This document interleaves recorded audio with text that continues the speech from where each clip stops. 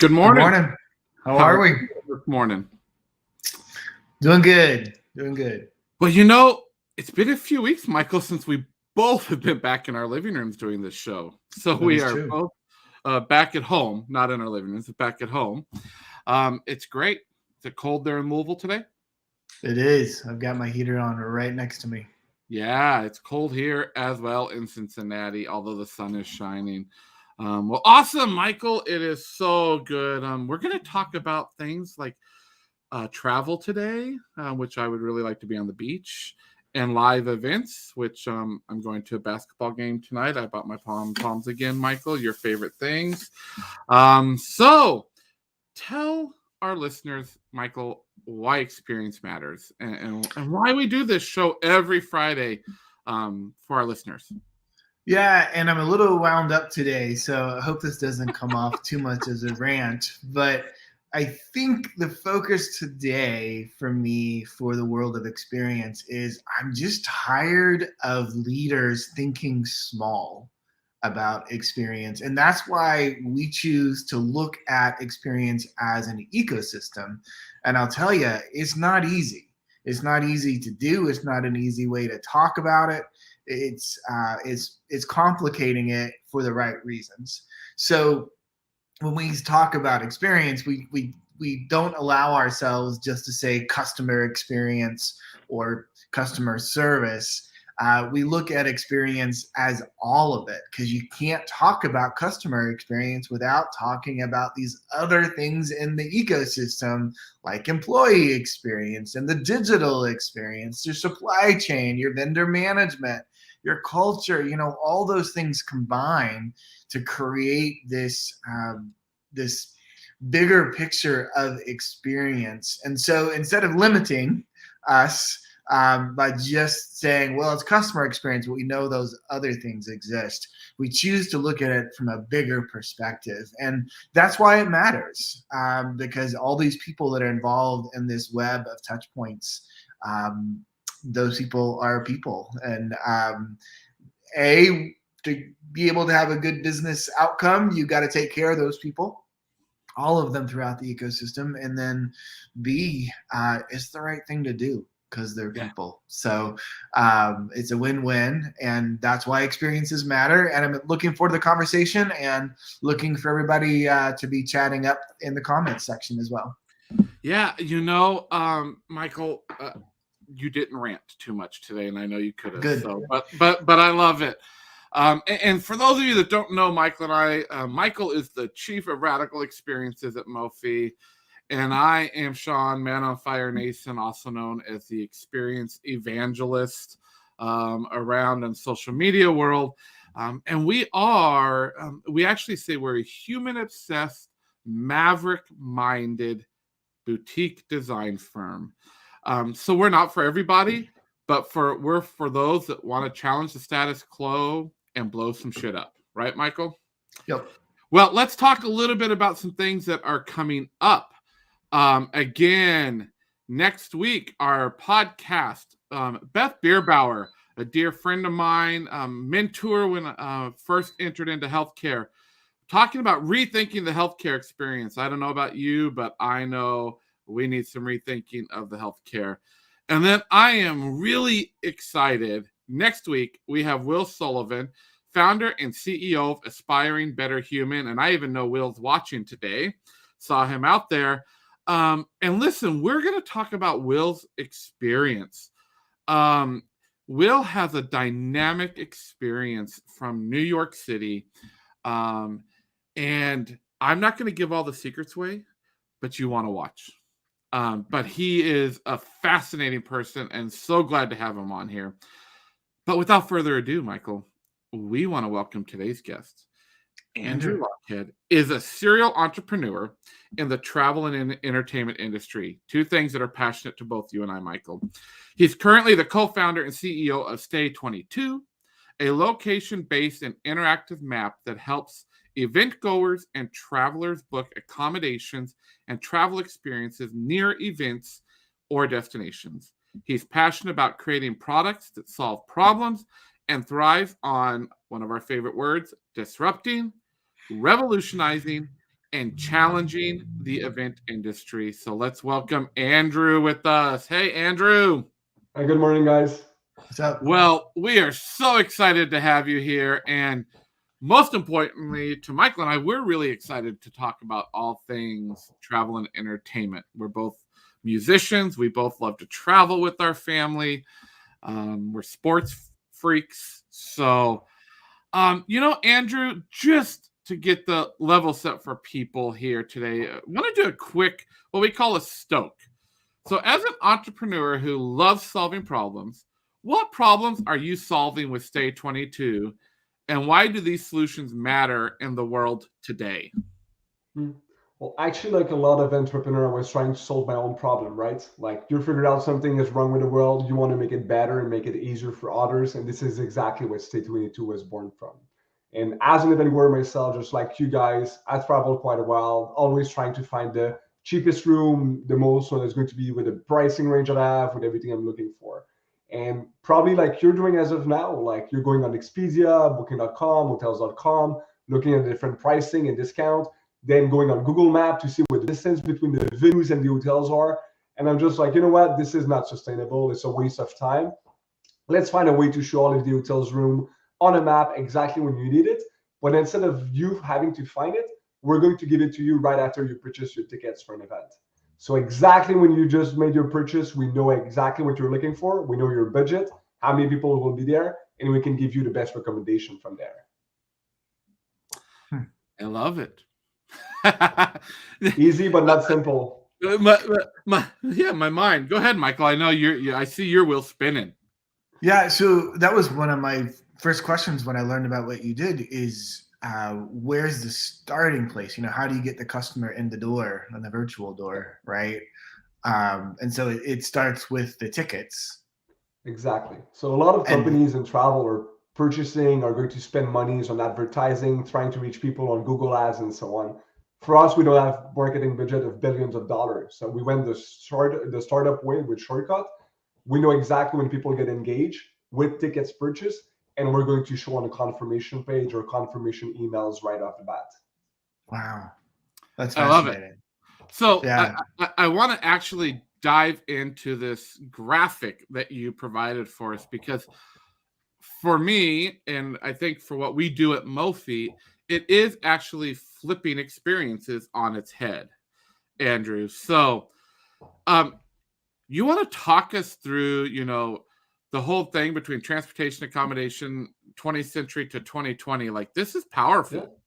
Yeah. Obviously, and it's even more on top of this right now with what's been happening with COVID, now that events are reopening, and I'm going to jump on this.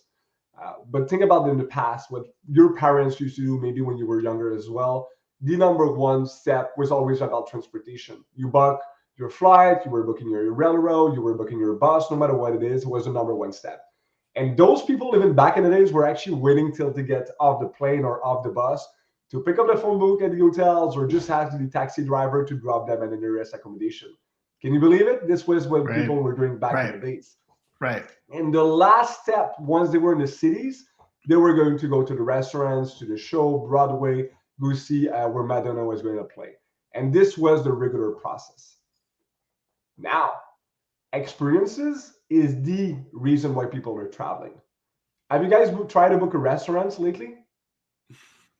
It's impossible. Like, it's weeks ahead, right? Yeah, weeks. In New York City next week, I'm trying to book some reservations, and it's like, no. Exactly. So try to book something on a Friday or Saturday night. You got to be like at least 3 weeks ahead if it's a good restaurant.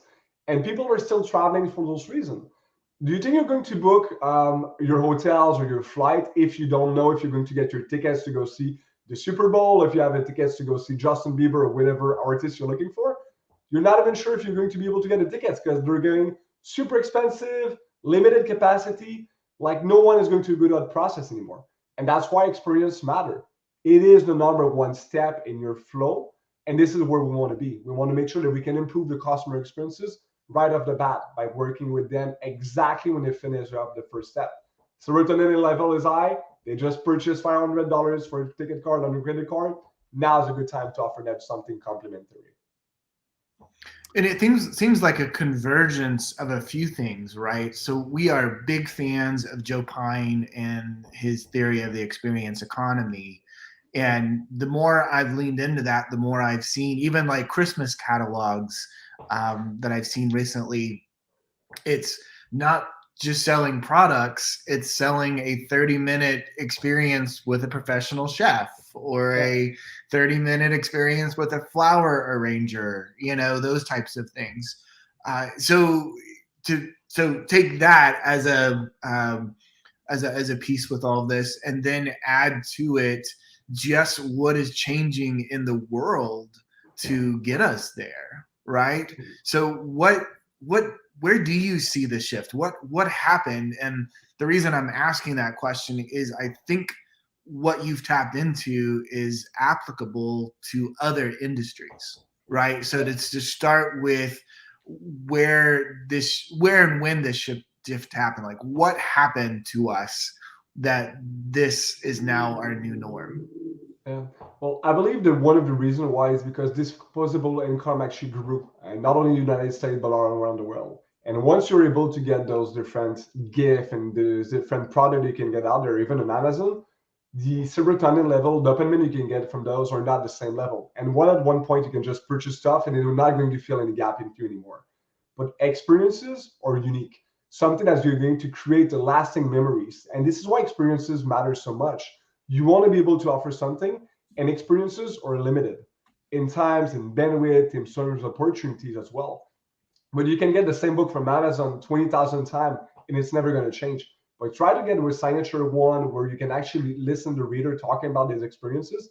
This is unique. And this is what's going to change the world. And I believe that most of people like us right now are moving away from those tangible items to things that are going to last forever. And memories are being built out of experiences.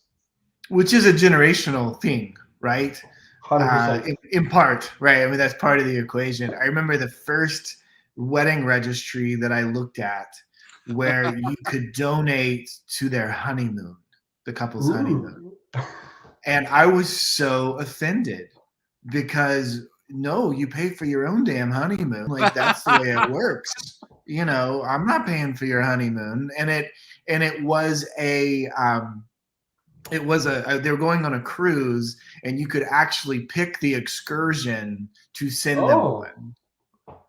So they can go hiking, they can go do some sea-doo, like it wasn't even a like donate to the fund. It was here are the things on their honeymoon that you can contribute to.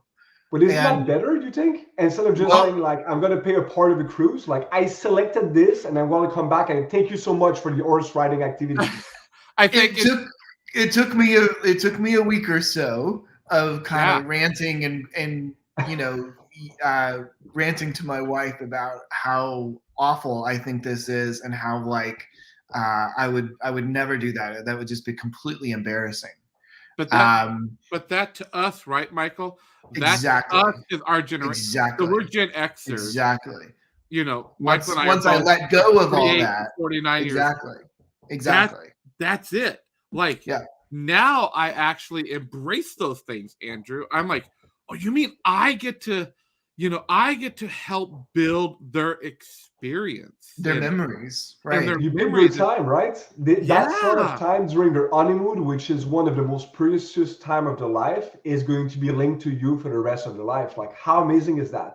She will remember whatever sunset watching excursion that you gathered through, and every single time you guys will have dinner, she'll be able to remember that specific timing that you pick. Yeah. Yes. And also I still struggle with it as a Gen Xer who was raised by the generation 2 above me. So like I was raised by World War II folks.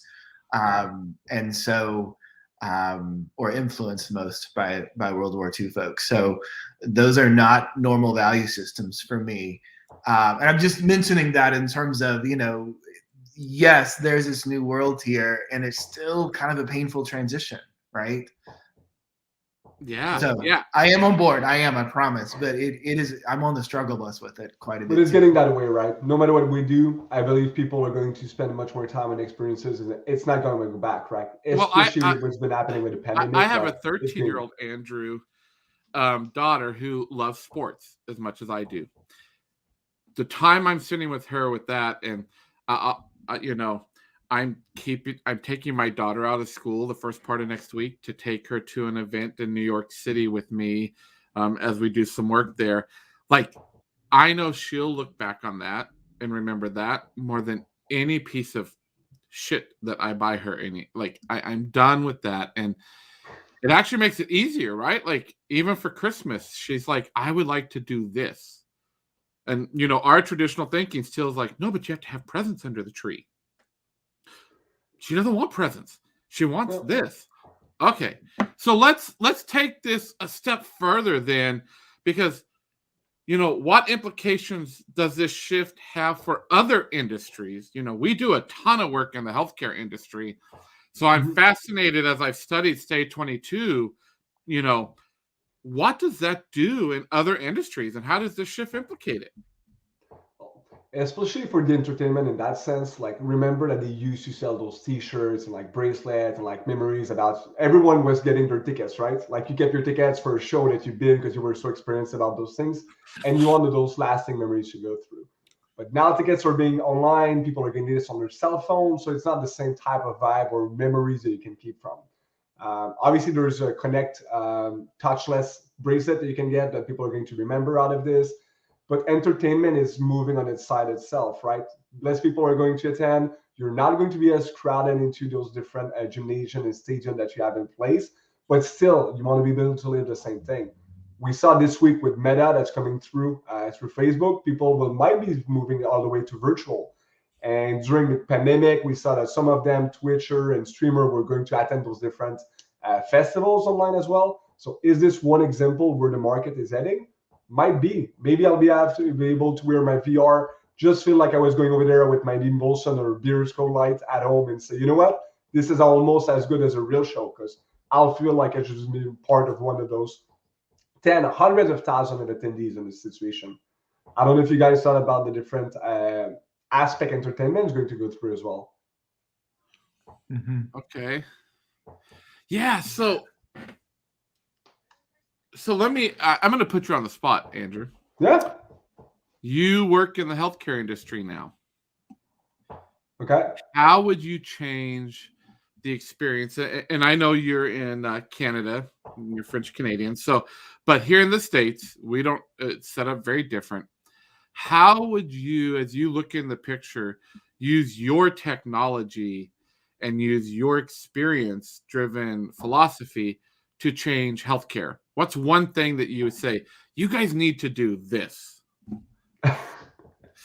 Obviously, it's really different from where I'm standing up. But I read a good book about the first waiting time. So it's something I read about last week, and they said that now that we're tracking in one specific hospital in the US, how much time does it take before you can see the first technicians in place? No matter if it's going to be about high care, it's going to be about health, it's going to be about something else. How much time does it take? And what they've been tracking is actually the waiting time to get to that person as it's getting smaller. Doesn't matter how long it's going to last after. You can be waiting in line for like hours and hours. But if you speak to a technician, you'll feel empowered and you feel like you've been checked up instead of waiting maybe 3 hours before getting the first people that's going to make sure that you can go through. And I believe that might be one way to improve the experiences. I can give you another example about what I've read from a technical studies. Let's say that you're getting a coloscopy, which is not a great experiences, right? They figure out that no matter how much time it's going to last, it will not have an impact on how much good or bad the experience is going to be. Like, it's not if it's going to last 10 or 15 or an hour, but the last minutes of the experiences are going to be what you'll remember forever. So sometimes they're thinking about actually letting the tools inside of you really nearby, just to say it's not going to be hurting, nothing's going to be bad for 60 seconds, and remove it after. And this is how it's going to be lasting for you, for your memories. So when you think about it, you got to think about the full system in itself. But I'm Canadian, so obviously it's a bit different from what you guys are having. Well, I'm wondering too, if you take your starting place, which is when they buy the tickets, then you start working backwards, for any industry. So if we're talking healthcare, what is that first moment where they engage in a new part of the system, right? if we can catch them then and then start working backwards to build an experience that is easy for them, that doesn't have a lot of friction, is that a way to win? I Right. should So build a no new matter, company about this, Michael. It's an amazing idea, right? I got stomach right. pain today. I'm looking on Yeah. Google Map, which is the Right. hospital nearby with the least amount of waiting time for Right. that specific type of surgery and complex. How great would that be? Right. And then you immediately, through technology or whatever it is, somehow provide them with the services that they need in an easy way. So if they Google where is the ER, then you have that information and you can say, hi, we noticed that you're looking for an ER. How can we help you? And ER may be not the right example, because you could call the emergency services, but yeah. So change industries, right? So if we're talking about retail, if as soon as someone makes the whatever first approach on the service needed, how do you have stuff ready for them to be able to build that package backwards? So I'm rambling now because my about mind is e-commerce and retail. Like if you're right. reading an article about your team, let's say I'm a big Toronto fan, I'm reading an article about how the team has been doing, and at the same time I'm getting a sponsorship package, content, ads, whatever it is about LeBron's, let's say, shoes. Well, I'm much more interested in that sense. I might be able to actually book up an appointment or get them shipped directly. But shoes, as you know, you don't purchase shoes online as much because you got to feel right. You want to make sure everything's going to be good. So you want to make sure that the shop you're heading to actually have them in store in the right color, right brand, exactly what you're looking for. So that's a great way about how you can start the process way before. And this is for you, this is not just an advertisement for, I see you bought tickets, I want to sell you plane tickets now. No, it's about putting a package together, right? So there are plenty of people who are doing targeting, like when you Google something, like they start targeting you that, to sell more of their product. But to put the experience around a set of products, that's what matters. Right. Yeah. So we could keep talking about this too. Like my mind is like going, but I want to be relevant with time or cognizant of time. Hey, Andrew, what trends about customer experience do we need to be paying attention to for 22 and beyond? We ask every one of our guests that. So give us a trend or two. Yeah, obviously I'm not the expert, but from my point of views, I believe that people are going to be less patient as things are going forward. So we've been talking about how like shipping is getting faster. We move away from the 2-day shipping to a day to half an hour to like maybe right away directly to your door. I don't know when this is going to be happening. Maybe you'll be able to print stuff directly from home as well. But people are getting less and less patient with time. And a lot of industry actually going to move with that. If you think about the Domino's half an hour delivery back in the days, you can see right now that you can track them on your app. You want to make sure that you can see when they're coming out the door. Oh, it's 12 minutes and better, 5 minutes better. Can you get them even faster than that? So I believe that timing is going to be the essence of what's going to move forward. No matter the experiences, services you'll be able to go through, people want to get the reward as fast as possible and get their dopamine level as high as possible at the same time, which is obviously not the right thing to do, I believe, all the time. But this is where the industry is heading, if you ask me. I love it. I don't know that anyone has said that to us yet, Michael. Timing. I love that we lean into a lot of signals for the future, and that's definitely timing just stood out. So, hey, Andrew, thank you so much. I know, Andrew, you are very active on LinkedIn. So people can find you there or at Stay22 as well. Thank you for these amazing insights with us today. If you'll just hang on a minute, Michael and I are going to close up the show, but hang on with us for just a little bit. Just a couple last minute things, you guys. Again, next week, episode 57. I can't believe that, with Beth Bierbauer, rethinking the healthcare experience. Now we have some things we can talk about even more with her after talking about this. And then you've seen him active here today with us, but Will Sullivan, founder and CEO of Aspiring Better Human. We are so excited to have him. Michael, any big plans for the weekend? Putting my feet up and enjoying some easy yard work. How's that? I love it. All right. We'll see you all next week. Thanks again. And thank you, Michael. Take care.